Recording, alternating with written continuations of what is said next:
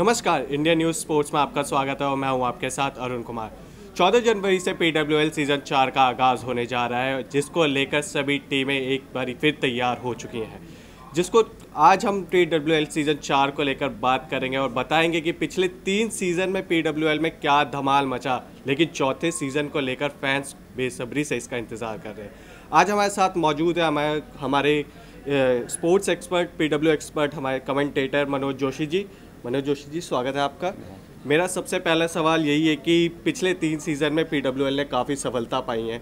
चौथे सीज़न को लेकर के फैंस जो रिएक्शन आ रहे हैं कि देखा जा रहा है कि पहले से ही वो काफ़ी टाइम से वेट कर रहे थे कि कब आएगा ये सीज़न, तो अब फाइनली आ गया। तो आप फैंस को क्या कहना चाहेंगे इस बारे में? मैं तो कहूँगा आप बेसब्री से इंतजार कर रहे हैं और आपको हम निराश नहीं करेंगे। PWL ने जो झंडे गाड़े हैं सफलता के और जो कामयाबी बखेरी है और जो बेसब्री से लोग इंतजार करते हैं, उनको पूरी तरह से मज़ा आएगा इन कुश्तियों का। और मैं तो कहूँगा कि जो पहले 3 सीज़न में जो कुछ नहीं हुआ वो सब कुछ आपको इस बार देखने को मिलेगा। ये मेरा वायदा है आपसे। जी मनोज जी, जैसे इस सीज़न में देखा गया कि जो सभी टीमें, सभी फ्रेंचाइजियाँ थीं, उन्होंने ओलंपिक प्लेयर हो या फिर वर्ल्ड चैंपियन प्लेयर्स हो, उन पर ज़्यादा दांव नहीं खेला है। यंग्स प्लेयर जो युवा खिलाड़ी हैं, उनको लेकर काफ़ी उन्होंने दांव खेला है और उन पर काफ़ी बोली लगाई है ड्राफ्ट सिस्टम के द्वारा जो उनको चुना गया है। तो उस पर आप क्या कहते हैं? देखिए, एक मैं संशोधन कर दूं आपकी बात में कि एक ओलंपिक चैंपियन या वर्ल्ड चैंपियन शायद नहीं है, लेकिन यदि कोई वर्ल्ड चैंपियन पिछले वर्षों में बना है तो क्या वो वर्ल्ड चैंपियन का उसका जो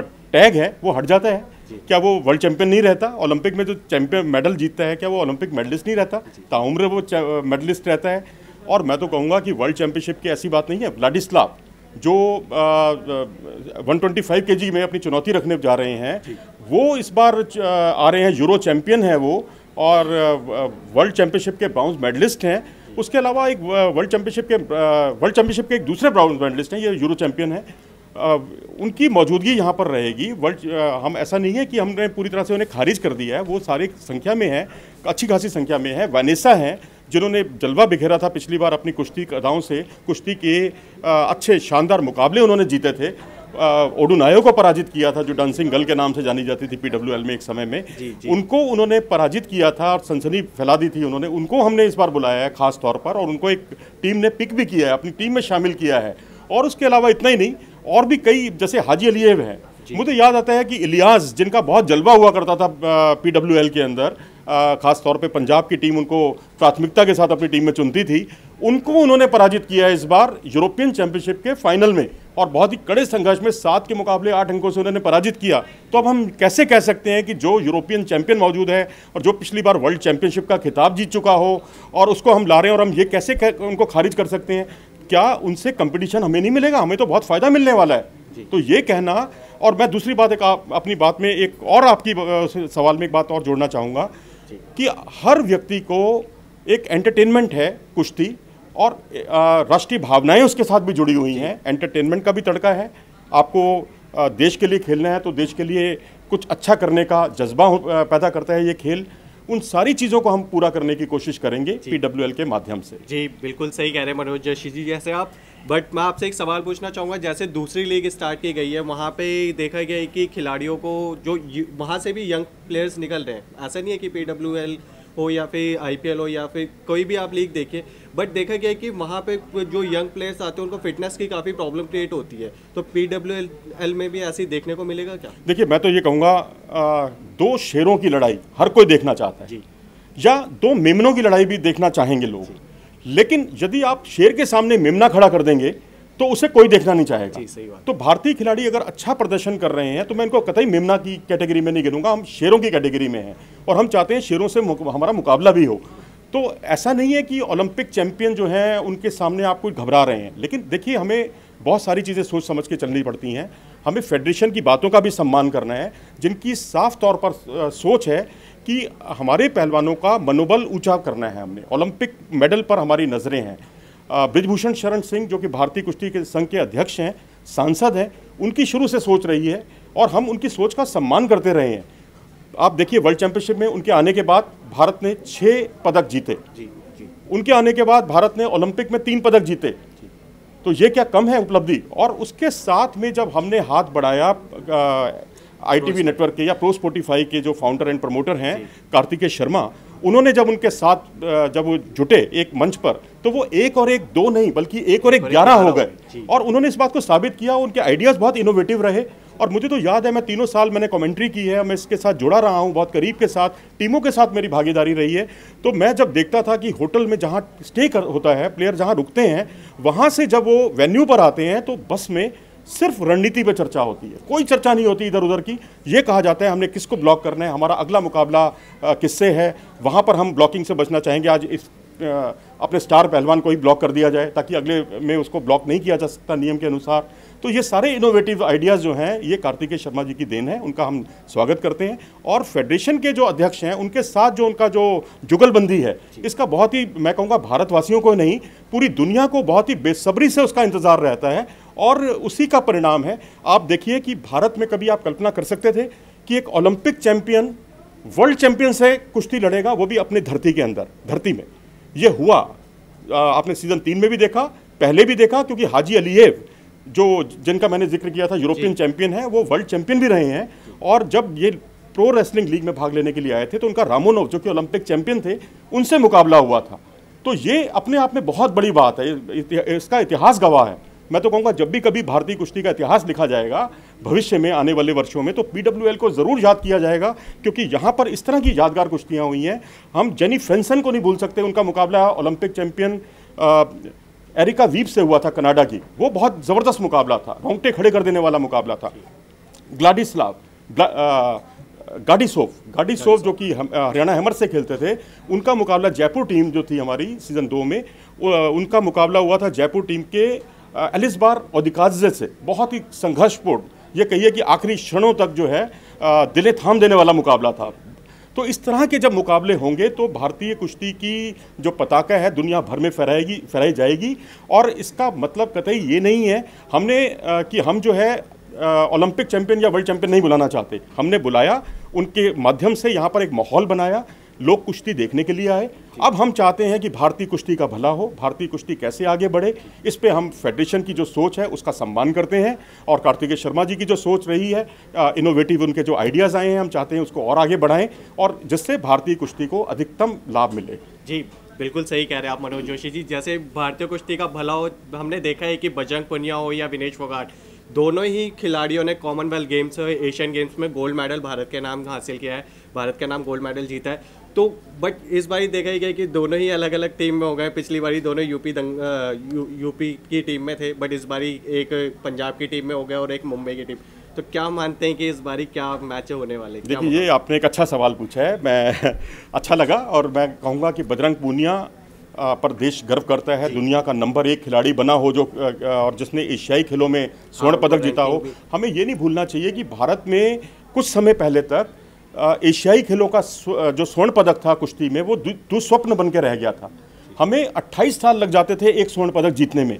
और आज आलम यह है भारतीय कुश्ती का, चाहे उसमें प्रो रेसलिंग लीग ने भी एक भूमिका निभाई हो, महत्वपूर्ण भूमिका, उसी का एक बड़ा नतीजा है कि भारत जो है लगातार 2 एशियाई खेलों में 2 स्वर्ण पदक जीतता है। एक बार योगेश्वर दत्त 2014 के इंचियोन एशियाई खेलों में स्वर्ण पदक जीतते हैं और उससे अगले ही एशियाई खेलों में एक और स्वर्ण पदक विजेता के रूप में उभर कर सामने आते हैं बजरंग पूनिया। इसी तरह मुझे याद है साक्षी मलिक जब प्रो रेसलिंग लीग के सीजन 1 में जब उन्होंने शिरकत की थी तो उन्हें कोई नहीं जानता था, आम आदमी पर उनकी कोई पहचान नहीं थी। उन्होंने आकर गीता फोगट को हराकर सनसनी फैला दी। पहला ही दिन था मुकाबले का, रोचक मुकाबला था, मैं उसकी कमेंट्री कर रहा था और रोंगटे खड़े कर देने वाला मुकाबला था। और उसके बाद उन्होंने पीछे मुड़कर नहीं देखा, इतना उनका मनोबल बढ़ा। तो क्या हम आज ओलंपिक चैंपियनों को या वर्ल्ड चैंपियनों को यहाँ आमंत्रित करके उनको दावत देकर क्या अपना नुकसान करें, हमारे खिलाड़ियों का मनोबल गिराएं? ये तो कतई नहीं होना चाहिए। मैं तो कहूँगा, अपील करूँगा कि हम PWL से ही नहीं बल्कि हमें अपने खेलों से प्यार करना चाहिए। और जो दूसरे खेल हैं, चाहे वो फुटबॉल हो, हॉकी हो, कबड्डी हो या जो तमाम जितने भी खेल हैं, उसमें भी हमें कोशिश होनी चाहिए कि उस तरह की लीग आयोजित की जाए जिसमें हमारे खिलाड़ियों का अधिकतम लाभ हो और उनका मनोबल ऊंचा हो।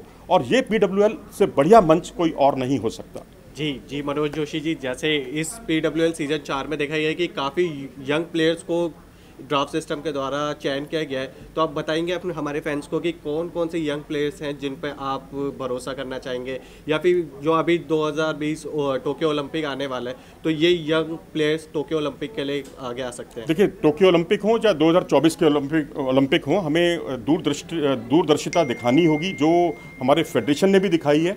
मुझे याद है पूजा ढांडा का एक बार सिलेक्शन नहीं हो पाया था, हरियाणा स्टेट चैंपियनशिप में वो हार गई थी और उनका नेशनल कैंप के लिए सिलेक्शन नहीं हुआ था। वहाँ फेडरेशन की दूरदर्शिता सामने आई थी, उन्होंने वहाँ पर उनको कैंप के अंदर शामिल किया और आज आपके सामने परिणाम है। वर्ल्ड चैंपियनशिप में वो मेडल जीत चुकी हैं, ब्रॉन्ज मेडल। 6 साल के बाद भारत को महिलाओं में उन्होंने पदक दिलाया है। और रही बात आपने जो सवाल किया पदक का, कि जो भारत के ओलंपिक संभावनाओं को देखते हुए कौन से ऐसे खिलाड़ी हैं, मैं कहूँगा कि बहुत ही हमारे जो कैडेट या जूनियर वर्ग के जो पहलवान आगे उभर कर आए हैं, उनको बढ़ावा देने की ज़रूरत है। अंजू जैसे कोई नहीं जानता आज सीनियर लेवल पर, हो सकता है आने वाले समय में वही साक्षी मलिक या पूजा ढांडा की जगह ले। मैं ये नहीं कह रहा कि वो आगे आप नहीं बढ़ सकती, वो और आगे बढ़ें, वो अपने कांस्य पदक को स्वर्ण पदक में बदलें। लेकिन अंजू ने ललिता सहरावत को, जो कि सीनियर वर्ग की पहलवान है, उनको कड़ी टक्कर दी थी स्टेट चैंपियनशिप में भी और नेशनल्स में भी, और सीनियर नेशनल में जूनियर होते हुए भी उन्होंने सिल्वर मेडल हासिल किया था। तो ऐसे खिलाड़ियों को हमें बूस्ट करने की ज़रूरत है। अनीता, जो कि इंटरनेशनल लेवल पर उतना शायद अभी तक अच्छा प्रदर्शन नहीं था, लेकिन नेशनल लेवल पर उनके नाम कई गोल्ड मेडल हैं, वो आगे आने वाले टाइम में साक्षी मलिक के लिए चुनौती खड़ी कर सकती हैं। तो ऐसे खिलाड़ियों को हमें आगे बढ़ाना है। अब अगर हम इसको बनाना छोड़ देंगे और ओलंपिक चैंपियनों के पीछे भागेंगे तो होगा ये कि वो पीट पाट के हमें जाएंगे और अपना पैसा कमा के जाएंगे, मनोबल हम दोहरी हमारे पहलवानों पे उसकी मार पड़ेगी। लेकिन हमने जो सीनियर अभी तक बुलाया है ओलंपिक चैंपियनों को, चाहे रेखा वीब हो, चाहे वर्ल्ड चैंपियन के तौर पर एडलाइन ग्रे हो, या व्लादिमीर खिंचन शिवली हो, उनको अगर हमने बुलाया है तो इसलिए बुलाया है उनको कि हमारे देश में कुश्ती का कुछ ग्लैमर का तड़का लगे, एक माहौल बने और लोग कुश्ती की तरफ आएँ, देखें, उनका लुत्फ उठाएं। और मैं आपको दर्शकों को बताना चाहूँगा कि PWL सीज़न 1 का जो फाइनल था वो मुंबई और हरियाणा के बीच में खेला गया था, केडी जादव हॉल में, दिल्ली के केडी जादव हॉल में, और इंदिरा गांधी खेल परिसर के अंदर आता है। जितने दर्शक मैदान के अंदर थे, करीब करीब ऑलमोस्ट उतने ही दर्शक बाहर थे। यहाँ तक कि जो टीम मालिक थे उनको भी अंदर घुसने में काफ़ी परेशानी का सामना करना पड़ा था। इससे आप अंदाज़ा लगा सकते हैं कुश्ती की लोकप्रियता का। आप इससे अंदाज़ा लगा सकते हैं कि किस तरीके से हमने सबको संगठित करने की कोशिश की, सबको एक मंच पर लेकर आए। और जैसा कि बृजभूषण शरण सिंह जी और कार्तिकेय शर्मा जी अक्सर कहा करते हैं कि हमारे पहलवानों को, विदेशी पहलवानों का डर खत्म हुआ है PWL के माध्यम से। ये बहुत बड़ी बात है, छोटी बात नहीं है। सीज़न 2 का मैं आपको उदाहरण दूंगा। सीज़न 2 का जो फाइनल हुआ था तब भी यही स्थिति थी, लोग जितने अंदर थे काफ़ी संख्या में लोग बाहर थे, उनको टिकट नहीं मिल पाई थी। और इसी तरह से सीज़न 3 के अंदर भी हमने देखा। तो ये सारी चीज़ें कुश्ती को आगे बढ़ाने में बहुत मददगार साबित हो सकती हैं और यही चीज़ आपको देखना सीज़न 4 में लोकप्रियता के सारे मुकामों को ये पार करेगी, यह सा मेरा पूरा विश्वास है। जी मनोज जोशी जी, मैं तो चाहूँगा कि जैसे आपने कहा है वैसी बातें सच साबित हो। बट मैं आपसे एक और इसमें सवाल जोड़ना चाहूँगा। जैसे अभी आपने कहा कि विदेशी पहलवान जब हमारे इस PWL में आएंगे और हमारे देशी पहलवान उनसे लड़ेंगे, उनको मात देंगे। बट ऐसे देखा गया है कि और जो सीज़न, जो और लीग्स खेली गई है, जैसे प्रो कबड्डी लीग है, उसका सीज़न 6 खेला गया है। और प्रो कबड्डी लीग से ऐसा वो देखा गया है कि कहीं ना कहीं विदेशी प्लेयर आते हैं इंडिया में, उनकी हमारे प्लेयर्स की गेम जान लेते हैं, स्ट्रैटेजी जान लेते हैं। और एशियन गेम्स में इसका काफ़ी नुकसान देखने को मिला था कि हमारी प्रो कबड्डी लीग में, मतलब हमारी जो इंडियन कबड्डी लीग की टीम थी, उनको हार का सामना करना पड़ा था। कहा हमारी वर्ल्ड चैंपियन नंबर 1 टीम थी, लेकिन ईरान ने उनको हराया था। जी हाँ, बिल्कुल। ये स्थिति कबड्डी में तो यही नहीं, क्रिकेट के अंदर भी है और भी खेलों में वो अब जो विदेशी हैं उनको भी खौफ खत्म हो गया भारतीय पिचों का। वो भी आकर यहाँ पर घुमाते हैं, स्पिन इतनी अच्छी बॉलिंग करने लगे हैं कि यहाँ उनको जो यहाँ की भारतीय उपमहाद्वीप की जो पिचें हैं उसका वो अधिकतम लाभ उठाने लगे हैं। तो ये तो स्थिति रहेगी।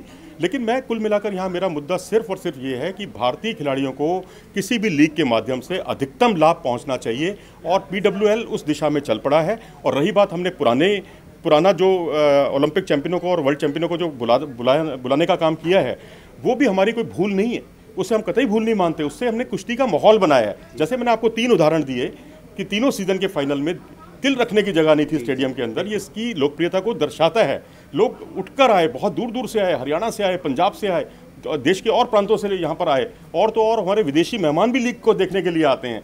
तो ये सारी चीज़ें जो हैं इस लीग को बाकी लीगों से एकदम अलग साबित करती हैं। जहां आप देखेंगे कई जगह तो आपको उल्लू बोलते हुए दिखाई देंगे, कुछ दिखता ही नहीं है उसके अंदर।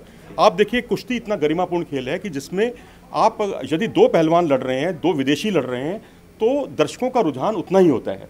आप कोई दूसरा मैच देख लीजिए, कबड्डी का देख लीजिए, बैडमिंटन का देख लीजिए, जिस दो विदेशी जब होते हैं तो लोग या तो बाहर चले जाते हैं खाने के लिए या घूमने चले जाते हैं। उनको भारतीय प्लेयर का इंतजार रहता है कि वो वहाँ पर अच्छा प्रदर्शन करे, उनको देखना चाहते हैं। लेकिन कुश्ती में ऐसा नहीं है। यहाँ हमारी जो जनता है वो बहुत समझदार है।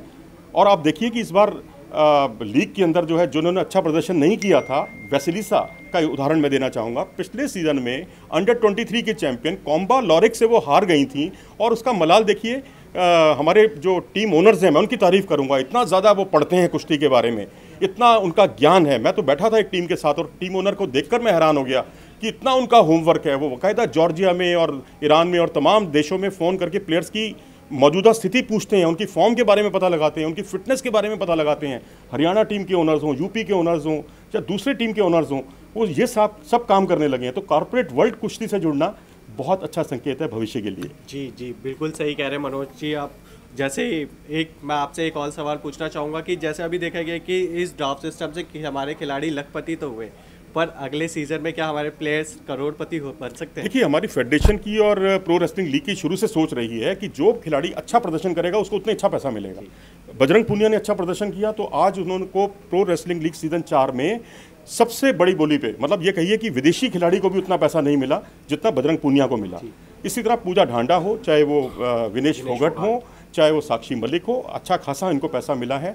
और विदेशी लोगों ने भी खूब कमाया है। मैं तो कहता हूँ अच्छी बात है, अपनी कला का प्रदर्शन कीजिए, आप अच्छा स्तर अपना सुधारिए, आप भी बजरंग पूनिया वाली श्रेणी में आ जाएंगे।